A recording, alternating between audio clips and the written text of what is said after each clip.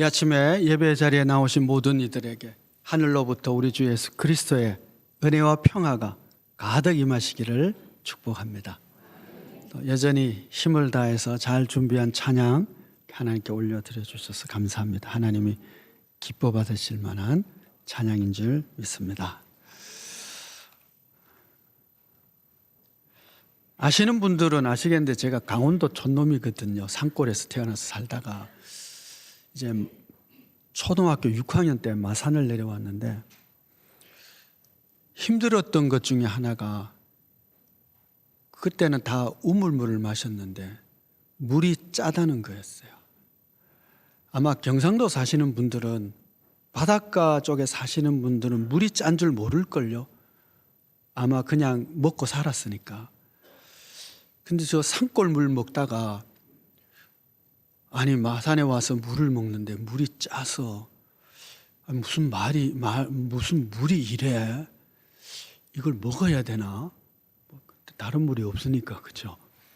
한참 살다 보니 익숙해져서 이제는 짠지 안 짠지 모르고 먹고 살게 되었습니다마는 한 문화에서 다른 문화권으로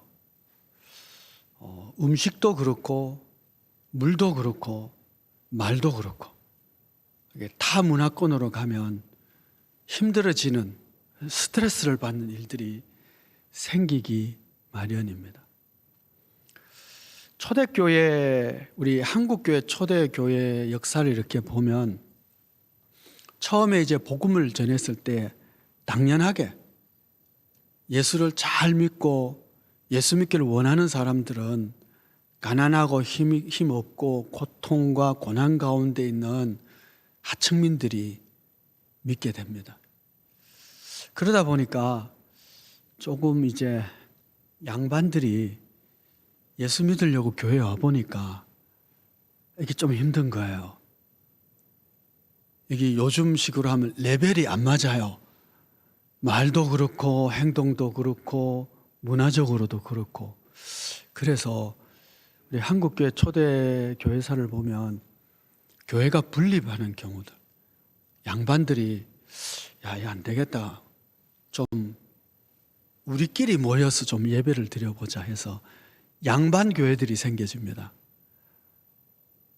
편하니까. 문화가 다른 사람들과 격이 다른 사람과 만나면 힘들죠.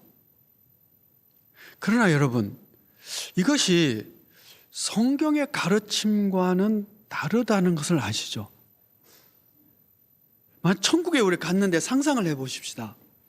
천국이 만약 이런 식으로 되어 있다면 하나님이 이렇게 딱 계시고요. 그리고 하나님 가까이는 유대인 할례 받은 자들의 구역이 있고, 그러면 또 다른 저 밑에 지역에는 이제 예수 믿는 지 오래된 좀 피부가 하얀 사람들 백인 그룹이 있고요. 또 그 옆에는 또 흑인들 구역이 이렇게 있고, 제일 밑에는 제일 나중에 예수 믿은 이 인종이라고 할 수 있는 좀 피부가 노란 사람들 여기 있으면 그 천국 아니죠? 그렇잖아요. 우리가 아는 천국은 그러면 안 되는 거거든요. 피부색, 민족, 종족 혹은 어떤 신분에 관계없이 오직 예수, 오직 믿음으로 한 형제 자매 한 몸 한 가족 된 줄 믿습니다. 천국이 그러면 안 되는 거예요. 천국에서도. 천국에 갔는데 여기는 장로교인들 모이고 여기는 감리교인들 모이고 여기는 정교회 모이고 저기는 또 순복음파 모이고 그거 아닌 거예요.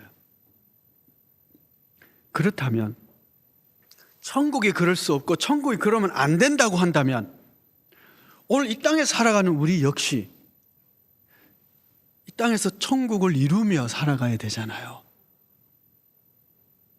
그 하나님의 나라를 이 땅에서 이루며 건설하며 확장하며 살아가는 것이 우리의 사명이고 우리의 모습이 되어야 한다면 이 땅에도 안 그래야 되잖아요.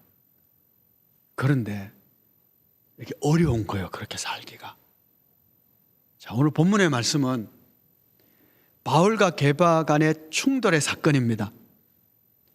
안디옥에서 일어난 사건인데 게바가 베드로죠.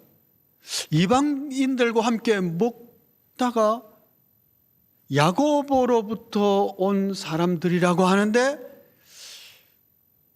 야고보가 파송한 것 같지는 않다고 해석을 합니다. 유대 율법주의자 크리스찬들이죠. 이들이 오자 이방인들과 같이 식사를 하다가 자리를 떠나버린 거예요. 문제는 뭐냐면 본인만 떠난 것이 아니라 그 모습을 보고 있던 유대 그리스도인들도 같이 떠나고 심지어 오직 은혜의 오직 믿음의 복음을 이방인 가운데 전하도록 선교사로 파송을 받았던 바나바조차도 외식했다는 거예요. 이거는 복음의 위기입니다. 본질의 위기입니다. 뿐만 아니라 이방인 교회가 흔들리게 되는 계기가 됩니다. 안디옥 교회가 그렇게 되면 주변의 모든 이방인 교회들이 다 이런 모습으로 변화될 수 있었습니다.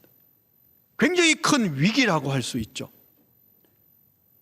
세례를 받는데 물에 확 잠겨야 이게 침례를 받을 것이냐 아니면 물을 뿌릴 것이냐 그거 가지고요 교단이 갈라지기도 하고 그 물 뿌리는 이런 식의 장로교식의 그런 세례를 받은 사람은 그 세례 다시 받아야 된다 하는 사람도 있어요. 근데 그거는 본질이 아니에요. 이렇게 할 수도 있고 저렇게 할 수도 있죠. 사막에서 예수 믿는 사람들은 어떻게 할 거예요? 그럼 물도 없는데. 이 복음이 사막으로 광야로 이게 퍼져가면서 세례를 어떻게 줄 것이냐는 문제 때문에 생긴 거거든요. 물을 뿌리는 형식이. 물에 잠그는 형식이 아니고. 본질이 아닌 거예요. 그러나 이 게바가 이방인과 식사를 하다가 떠난 것은 본질의 위험을 주는 대단히 위험한 일이었습니다. 왜냐하면 믿음만으로 되는 것이 아니고 할례를 받아야 할례자가 돼야 좀 더 높은 계층의 신앙인이 되구나, 인류 신앙인이 되는 거구나 라고 인식할 수 있고, 그렇게 되면 어떻게 돼요? 오직 믿음이 아니라 믿음 플러스 율법을 지켜야 된다라고 하는, 이미 여러 번 말씀을 드렸습니다마는 복음이 훼손되는, 그리스도의 십자가의 사역이 훼손되는 결과를 가져오기 때문에 이건 절대 양보할 수 없는 일이었던 것이죠. 자, 오늘 우리가 생각하려고 하는 것은 바로 이런 거예요. 왜 베드로가 그렇게 했느냐는 거예요. 베드로가 어떤 사람입니까? 사도들 중에 가장 먼저 이방인들과 함께 식사한 사람이에요. 요파에 있을 때 하나님이 환상으로 계시 말씀을 하시죠. 환상 가운데 이렇게 그 음식이 담긴 그릇이 내려와서 그걸 먹으라 그러죠. 베드로가 그러죠. 우리 사도행전에서 다 읽은 것들이죠. 제가 부정한 음식은 지금까지 먹은 적이 없습니다. 그러자 하나님께서 그래요. 하나님이 깨끗하게 한 것을 너가 속되다 하지 마라. 3번의 이 환상이 있고 난 이후에 고넬료로부터 온 사람을 만나게 됩니다. 하나님이 부르시고 가게 하시는구나. 그래서 고넬료 집에 가서 베드로가 뭐라고 얘기하냐면 이렇게 얘기해요. 유대인으로서 이방인들을 만나 교제하는 것은 위법한 일인 것을 당신들이 알고 있지만 하나님이 나를 이곳에 보냈다. 저 무슨 일이냐? 이렇게 되는 거죠. 그래서 여차저차한 이야기를 듣고 하나님의 복음의 말씀을 전할 때에 말씀 전하는 가운데 그들에게 성령이 임하셨어요. 자신이 오순절날 다락방에서 그 제자들이 성령 받을 때와 같은 성령이 그들에게 임한 겁니다. 이들은 세례, 할례 안 받은 사람들이에요. 아직 그리스도의 복음의 내용도 잘 모르는 사람들이에요. 이제 처음 그리스도의 소문을, 그 이야기를 베드로로부터 듣고 있는 사람들인데 그 가운데 성령이 임한 거예요. 무슨 얘기입니까? 할례 안 받아도 성령이 임했다는 거예요. 그것을 보고 베드로가 그들에게 우리와 같은 성령을 받았는데 세례를 베푸지 못할 이유가 어디 있느냐? 세례를 베풀어라. 세례를 베풀었어요. 자, 이것이 예루살렘에서 비난거리가 된 거예요. 예루살렘 사람들이, 아니 베드로가 이방인들과 아까 먹고 마셨다며 비난을 하게 됐어요. 그러자 베드로가 얘기하죠. 내가 이런 환상을 받았고 이런 계시가 있었고 가서 그들에게 복음을 전했는데 성령이 그들에게 임했다. 그래서 세례를 베풀었다고. 그러자 예루살렘 사람들 다 인정을 하죠. 아, 그러면 하나님께서 이방인들에게도 구원 얻는 도리를 베푸신 것을 우리가 인정한다. 여러분, 베드로가요 하나님의 계시를 받았고 이방인들에게 최초로 가서 그들에게 복음을 전했을 뿐만 아니라 그들이 성령 임하는 것을 보았고 같이 교제했던 사람이에요. 이런 사람이 안디옥에서는 지금 다른 행동을 하고 있는 거예요. 이게 도대체 무슨 일이에요? 왜 이런 일이 생긴 것일까요? 그가 믿는 거하고 그가 계시를 받은 거하고 행동이 달라져 버린 거죠. 성경 읽기표에 따라 성경 읽고 계신 분들은 지금 아마 사무엘상 읽고 계실 거예요. 1장에 한나의 기도가 나오잖아요. 그리고 기도한 대로 사무엘을 얻어서 하나님께 바치고, 그리고는 2장에 그가 기도하는 장면이 나와요. 그러면서 하나님을 뭐라고 그러냐면, 우리 하나님은 사람의 행동을 재어보는 분이시다. 우리의 행위를 재어보는 분이 하나님이세요. 긍휼과 자비가 많으신 하나님이신과 동시에 우리의 행동이 바른지, 진리의 말씀에 따라 바르게 사는지 안 사는지를 재어보는 하나님인데, 지금 이 베드로의 행동은 하나님의 저울로 재어봤을 때는 실패, 통과 못하는 그의 행위였던 것이죠. 베드로가 왜 이렇게 됐죠? 왜 그가 계시받은 대로 살지 못하는 것일까요? 한국교회 초대교회가 이렇게 서로 양반교회, 이제 하층민들이 다니는 교회가 있어. 거기서 또 양반들이 따로 양반교회, 그런 교회가 있었다고 그러잖아요. 그런데요, 한국교회 또 교회사를 읽어보면 진짜 감동적인 것도 많아요. 어느 지역의 선교사가 복음을 전하고 그 예수를 믿게 되는데, 그 지역에서 가장 부자, 그 집 땅을 밟지 않고서는 다닐 수가 없다 할 정도로 지주, 이 사람이 예수 믿게 된 거예요. 그러자 그 소장농들도 다 예수 믿게 된 거죠. 왜냐하면 땅 주인이 예수 믿으니까 좀 잘 보이려고. 그리고 이 부자 지주의 마부도 예수를 믿게 된 거예요. 사람이 30명이 넘고 그러면 이제 장로를 세우게 되잖아요. 근데 이 지주가 땅도 많고 하니까 예배당 부지도 내놓고 헌금도 해서 예배당도 잘 짓고 해서 교회가 부흥을 해서 장로 선거를 하게 됐는데, 이 지주와 마부가 두 사람이 후보자가 돼요. 그때는 영수라고 그랬는데 둘 다 영수가 이렇게 나온 거예요. 누가 됐느냐 하면 마부가 된 거예요. 그러니까 이제 사람들이 다 이제 긴장하게 된 거예요. 땅도 내놨지, 부자지, 예배당도 짓도록 헌금한 이분이 떨어지고 마부가 됐으니 이제 어떻게 됐냐, 이거 큰일 났다. 그러자 이 지주가 이렇게 얘기해요. 내가 오랫동안 이 마부로 있던 이분을 내가 잘 아는데 그는 신앙도 참 좋고 신실하고 성실한 사람이에요. 장로의 직분을 잘 할 줄 알아. 제가 이분을 잘 장로로 섬기겠습니다. 그러니까 이상한 일이 생기죠. 집에서는 주인과 마부고 교회 오면 역전이 돼서 장로님과 영수가 되는 거예요. 그래도 교회를 잘 섬기고, 이 마부를 평양신학교에 보내가지고 신학 공부할 수 있도록 다 도와줘서 나중에 목사가 되니까 그 교회 다시 담임 목사님을 청병을 했어요. 그리고 이분이 나중에 총회장이 됐는데, 한국 역사에 3번을 총회장 하신 분이 없어요.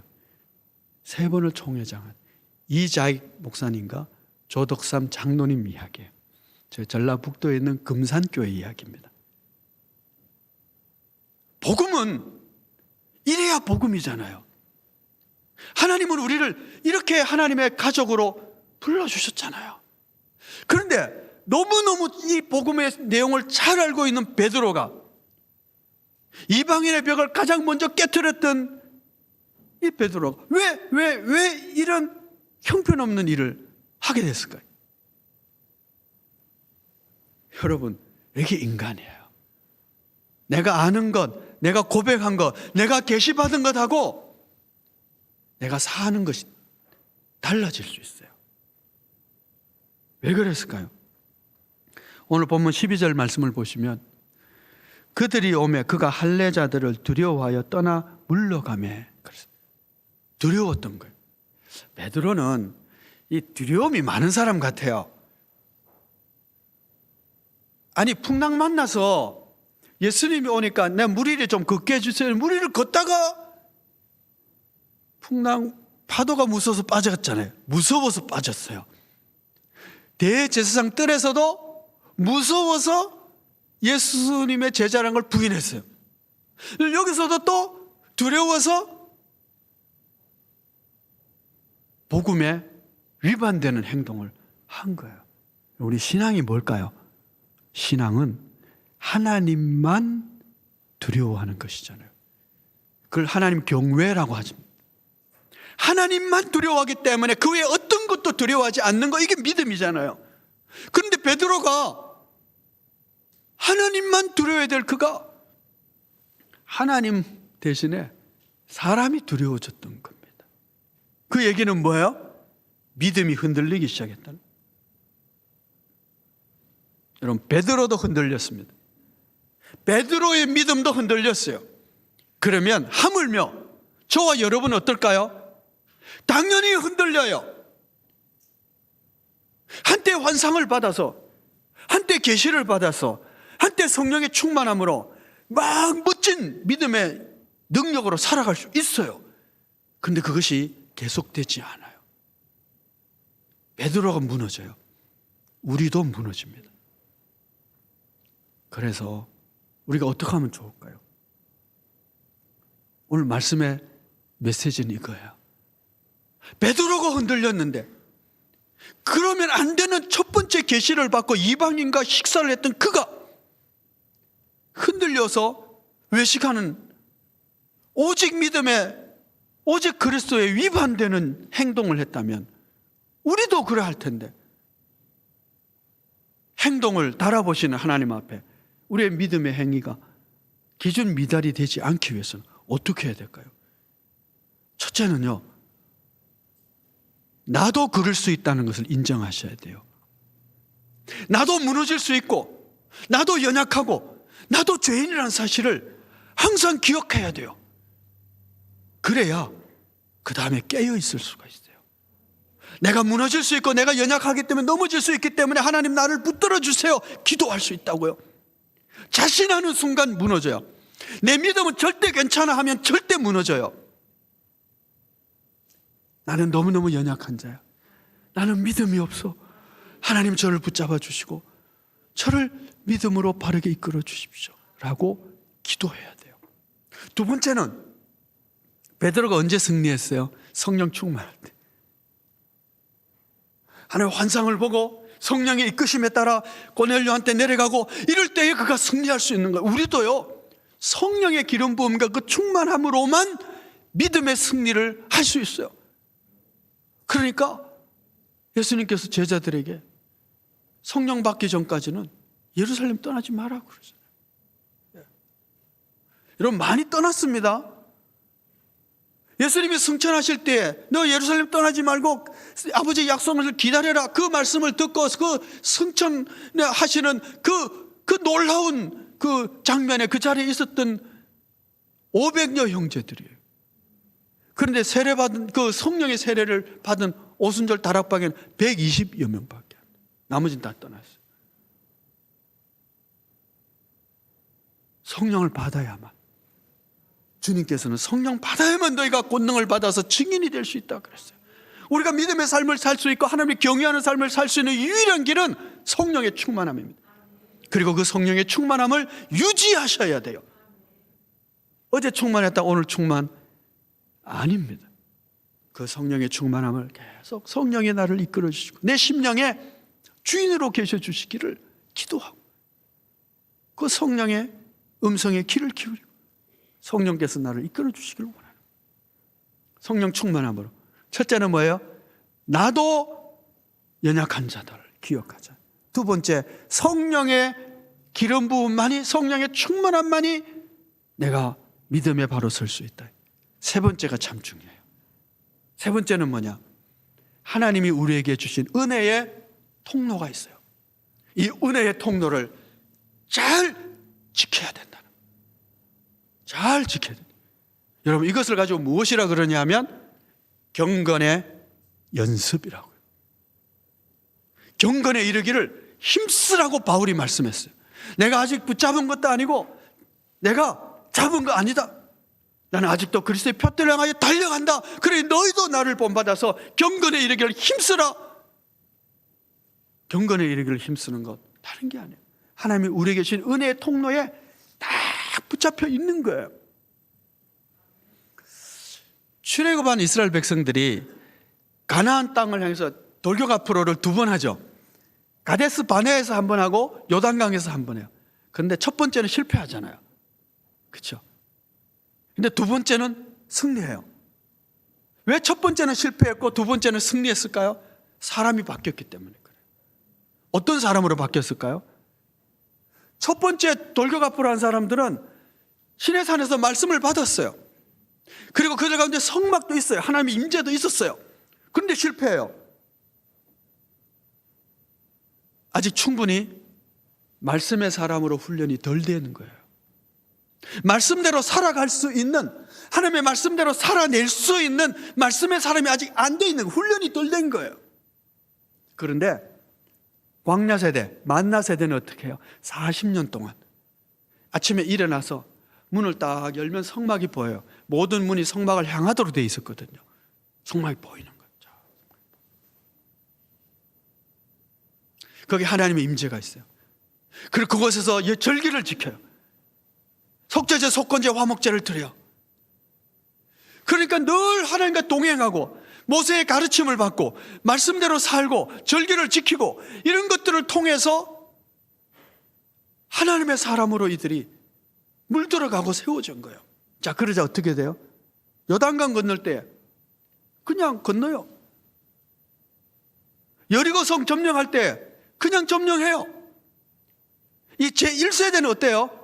홍해 앞에서 두려워 떨고 무서워하고 이걸 어떻게 건너냐, 이제는 죽었다, 뒤에는 뭐 애국 군대가 쳐들어온다, 뭐 난리잖아요.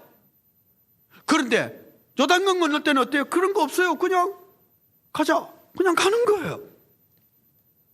가데스 바네아에서 정탐군 보내서 와서는 다 두려워 떠는 거예요. 막 무서워하는 거예요. 하나님이 우리 가운데 있는데도 막 무서워 떨어.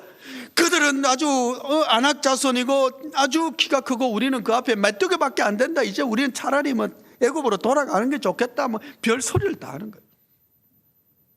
그런데 여리고성 점령할 때는 어때? 이 세대는 세대가 달라져 버렸어요. 그런 전략이 어디 있어요? 그죠? 한 바퀴 돌고 두 바퀴 돌고 마지막 날 나팔고 고함 지르고. 그런데 누구도 불만하지 않아요. 그냥 말씀한 대로 그냥 순종하는 거예요. 뭐예요? 이제는 의심이 없어졌어요. 순종이 체질이 돼버린 거예요. 하나님 말씀하시면 우리는 합니다. 40년 동안의 광야 생활이 그들을 그렇게 변화시켜 버렸어요. 말씀을 아는 것이 아니라 말씀이 체득이 되어버린 것이죠. 가나안 땅에 들어갔어요. 신명기에 의하면 너희들이 1년에 3번은 반드시 성소로 나오라 그래요. 6월절 지켜야 되고 7.7절 지켜야 되고 장막절 지켜야 돼요. 6월절을 지키는 이유가 있고 목적이 있고 그곳에 신앙의 고백이 있어요. 오순절대로 신앙을, 그 오순절을 지켜야 되는 이유가 있고 목적이 있고 거기에 신앙 고백이 있고 삶이 있어요. 장막절을 지켜야 되는 이유가 하나님께서 말씀해 주셔서 그 절기 때 나와야 그곳에서 신앙을 고백하고 그 말씀을 다시 한번 읽고 그 말씀을 다시 공부하고 그리고 행동으로 하나님 앞에 감사를 드리고 이렇게 함으로 뭐예요? 3번의 절기를 지킴으로 말미암아 그들의 믿음이 유지되고 풍성하게 되고 하나님을 기억하게 되었어요. 그런데 역대하를 보면 요시야 왕이 성전에서 율법을 발견하고 그 율법대로 우리가 개혁을 하자. 그래서 이걸 요시야의 종교개혁이라 그럽니다. 종교개혁을 일으켜요. 그러자 역대하를 쓰신 분이 그걸 뭐라고 썼느냐 하면, 사무엘 사사 이후에 온 백성이 유월절을 이렇게 지킨 적이 없었다라고 쓰고 있어요. 긴 왕조 세월 동안 이 3번 성소에 나오라는 걸 안 지킨 거예요. 유월절 안 지켰으면요, 당연히 77절 안 지키고 장막절 안 지켜. 이 3번 가운데 내가 반드시 나와야 되는데, 아니면 최소한으로 유월절은 지켜야 된다, 이렇게 되거든요. 유월절 안 지켰으면 나머지 절기도 안 지켰어요. 그냥 안 지키고 사는 거예요. 그러니 신앙의 고백이 머리로만 남고 있고 행동으로 안 되어 있는 것이죠. 그리고 그들이 보는 것은 날마다 우상 섬기는 뭐 바알, 아세라 섬기는 주변 사람들 보다 보니까 어떻게 해요? 희미해지기 시작하고, 이제는 하나님을 섬기는 자가 아니라 하나님을 두려워하기보다는 이방신을 섬기는 자가 되고 만 것이죠. 여러분, 절기를 지키는 것이요, 대단히 중요해요. 그게 축복의 자리니까요. 오늘 우리로 말씀드린다면 주일 예배를 지키는 거예요. 감동을 받을 수도 있고 감동을 안 받을 수도 있고, 그 시간 나와서 예배를 드리고 또 예배를 드리고 또 예배를, 이것이 하나님의 축복의 통로이기 때문에, 이것이 축복의 자리이기 때문에, 이곳에서 우리의 신앙이 유지되고 풍성하게 되기 때문에 지키는 거예요. 처음에는 주일 예배 지키기 참 어려울지 몰라요. 예수 믿고 나서. 그래도 작정하고 나와서 예배 드리고 또 예배 드리고 또 예배 드리다 보면 어느 날 어떻게 돼요? 주일날 예배 자리에 나가는 것이 나의 습관이 되어 있는 것이죠. 그만큼 영성이 달라지는 거예요. 코로나 시기에 여러분, 우리의 믿음에 대단한 위기가 왔어요. 위기라고 하는 것이 위험이라는 단어와 기회라는 단어라는 걸 아시죠? 이 코로나 시국이 신앙의 위험이 되어서 무너진 사람도 있을 것이고, 기회가 돼서 신앙을 자라게 하는 사람도 있을 거예요. 아무도 보는 사람이 없으니 대충 아무렇게나 예배를 드리고, 교회에서 이제 다시 한번 우리 모여서 예배 드립시다 하는데 너무 어려워요. 나가기가 힘들어요. 신앙의 위기가 온 거죠. 내 신앙이 이상해지기 시작하는 거예요. 편하게, 대충. 그런데요, 기회가 되는 사람도 있어요. 왜냐하면 가정에서 가족과 함께 예배를 드리는 거예요. 가정 예배가 회복이 되잖아요. 또 하나, 사람들이 보지 않는 곳이지만, 아무도 보지 않지만, 그러나 예배의 시간이 되면 난 하나님께 예배 드려야 돼 라고 딱 바른 자세로 앉아서 하나님께 예배 드리는, 하나님과 나만의 참으로 귀한 시간을 가질 수 있는, 내 신앙이 새로워질 수 있는 기회가 되는 거예요. 여러분 어떠세요? 기회가 됐습니까? 아니면 위험하게 돼서 무너지게 되었습니까? 어떻든 예배의 자리를 지키는 것이, 그것이 1년이 되고 2년이 되고 10년이 되고 30년이 되면 어떻게 된다고요? 내가 바뀌는 시간. 아니, 나도 모르게 바뀌어서 순종이 저절로 되는 거예요. 그전께는 결심해서 이걸 내가 가데스 바네에서 이 가나안 땅 올라가야 되나 말아야 되나, 아이고 이거 너무 위험해, 두려워, 하지 말자, 이렇게 되는 것이, 이제는 하나님이 올라가라 그러면 알겠습니다. 그냥 돌아라, 알겠습니다. 그냥 순종이 되는 거예요. 그리고 그냥 승리하는 거예요. 예수님께서 말씀하셨죠. 너희가 내 안에 있으면 절로 과실을 맺나니. 진짜 성령의 열매고 진짜 신앙의 열매는요, 내가 애써서 맺는 것이 아니라 그냥 맺어지는 거예요. 그냥 예수님의 성품이 내 성품이 되어 있는 거예요. 그래서 내가 인내해야지 하는 게 아니라 그냥 인내가 돼요. 그냥 사랑하는 거예요. 내가 사랑해야지 막 결단하는 것이 아니고 그냥 사랑의 열매가 맺어지는 거예요. 거기까지 가야 된다고요. 하나님의 마음이 나의 마음이 되기까지. 어떻게 해야 된다고요? 은혜의 자리를 지키는 거예요. 예배의 자리에, 이 축복의 자리에 계속 지키는. 그 다음에 어떻게 해요? 예배의 자리를 지키다가 그 다음에는 또 은혜의 자리를 지키는데, 매일 아침마다 일어나서 먼저 뭐 해요? 말씀 읽고 기도하는 것. 이걸 나의 정기적인 은혜의 통로로 삼는 것이죠. 새벽 기도를 하든 그냥 말씀을 읽든 큐티를 하든 아니면 오늘의 만나 뭐 이런 거 사가지고 매일 읽든, 아침에 하나님과 만나는 축복의 문들을 탁 자리를 만들어 놓고 그걸 지키는 거예요. 새벽 기도를 하든 수요 기도를 지키는 거예요. 금요 기도를 지키는 거예요. 매일 저녁에 하는 3일 운동 하는 거예요. 세 장 성경을 읽고 세 명을 축복하고 그리고 감사의 제물을 가지고 하나님께 다 드리고. 하나님이 우리에게 정해 주신 은혜의 통로가 있어요. 그것을 내가 지키는 거예요. 그것이 경건에 이르기를 연습하는 거예요. 그러다 보면 어느 틈 어느 결에 하나님의 은혜가 내게 스며들어와서 하나님의 성품으로 자라가고 순종이 그냥 체질이 되어 있는 모습을 발견하게 될 것입니다. 저는 목사가 돼서 하나님께 참 감사하는 일이 있어요. 뭐냐 하면 목사가 돼서 할 수 없이 새벽 기도해야 되잖아요. 목사가 됐으니 본을 보아야 되니까 성경 매일 읽어야 될 거 아니에요. 바르게 가르치기 위해서 또한 공부도 해야 되잖아요. 그것이 저를 만들어요. 그것이 저의 신앙을 바르게 만들어주고 하나님 사랑까지는 아니고 그냥 인간 되게 만드는.